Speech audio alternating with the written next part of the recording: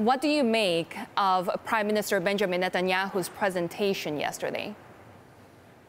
Well, first, it's good to be with you. The Prime Minister of Israel has made it clear that he has no love for the agreement that was entered into in regards to the Iran nuclear program. So I think this is consistent with what we've heard, but it's really nothing new. Iran is in compliance with the terms of the nuclear agreement.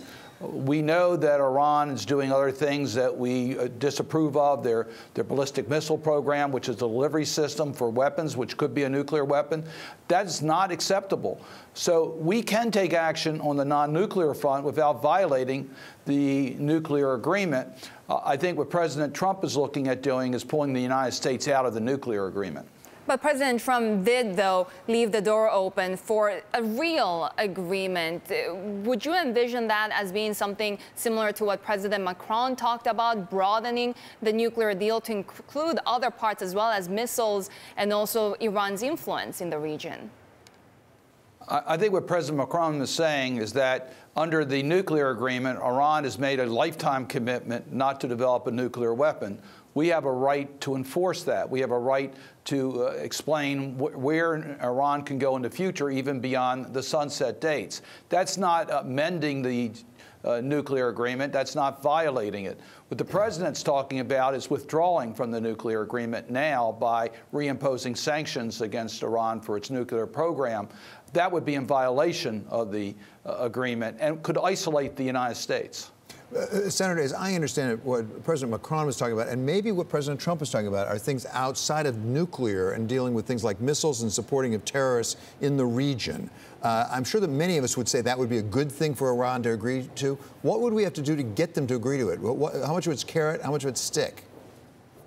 Well, it would be very good, but we don't even need Iran's approval for that. The United States Congress, by an overwhelming vote, has given additional tools to President Trump to impose against Iran for its support of terrorism, for its ballistic missile violations, for its human rights violations. I am certain the Europeans would work with us to impose those types of sanctions against Iran if they don't change their behavior. We know what they're doing in Syria. We know what they're doing in Yemen. We know what they're doing in Lebanon.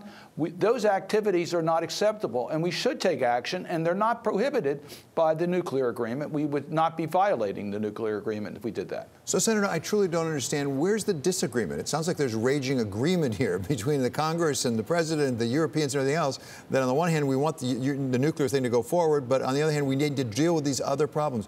Why doesn't the President go along with that approach? Well, I think the major disagreement is this. Look, I did not support the original nuclear agreement, but I think it would be a mistake for the United States to unilaterally withdraw from the nuclear agreement. I think the disagreement between President Trump and our European allies, and with many of us in Congress, is the President's talking about reimposing sanctions against Iran for its nuclear program, even though they're in compliance with their nuclear commitments. That would isolate the United States. Yes, we are all for making it clear to Iran that they can never have a nuclear weapon and that we will make sure they never have a nuclear weapon. And we can work with our European allies to accomplish that.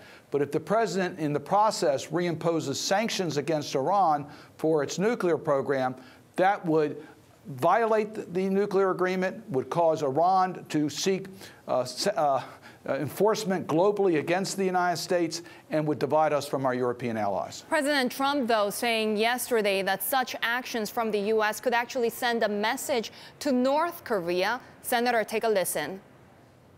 It sends the right message. You know, in 7 years, that deal will have expired, and Iran is free to go ahead and create nuclear weapons. That's not acceptable. 7 years is tomorrow. That's not acceptable.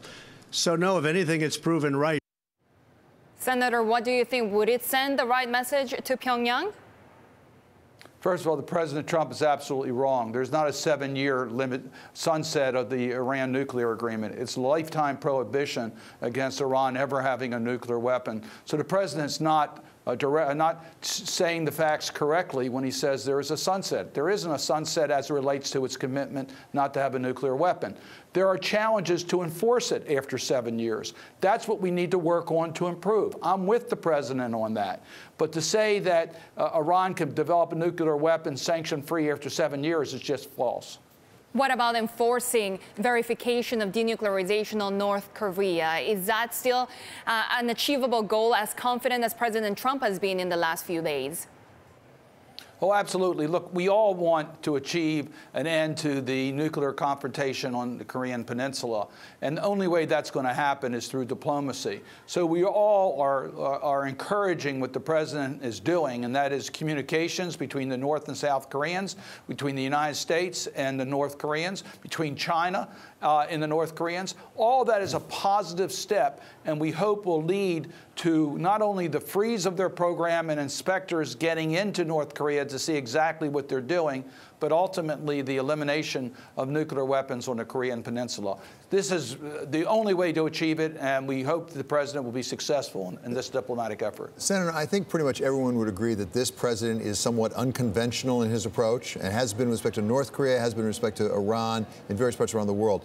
Does the experience in North Korea, to some extent, lead some credence to his claim that he does have a different approach that could work? Because after all, in North Korea, he did get the Russians to go along with the sanctions. That was a major step forward, and he's taken it farther than a lot of people thought was possible. Is it possible that, in fact, he does have a good approach in Iran? I'm rooting for the president to succeed in North Korea and end the nuclear confrontation and do it through diplomacy. And anything I can do to help this administration achieve those objectives, I'm going to do. But recognize this has been a long trail. The isolation of North Korea didn't start with President Trump. Sanctions were imposed by Congress many years ago. We increased those sanctions during this Congress. Congress initiated that statute. So there's a lot of work that's been done by a lot of people to isolate North Korea. I applaud the leadership in South Korea, using the Olympics to open up communication between the North and the South. A lot of people deserve credit for where we're hopefully are heading in diplomacy, but recognize North Korea has perfected a nuclear weapon. They have it. So Kim Jong-un doesn't have to develop a nuclear weapon for his future to try to prevent anyone from trying to take him out. He has that already. Now it's a matter of making sure that we freeze that program and ultimately eliminate it. That's going to take a lot of diplomacy, and we're all behind President Trump's use of diplomacy, and we'll do everything we can to make it successful.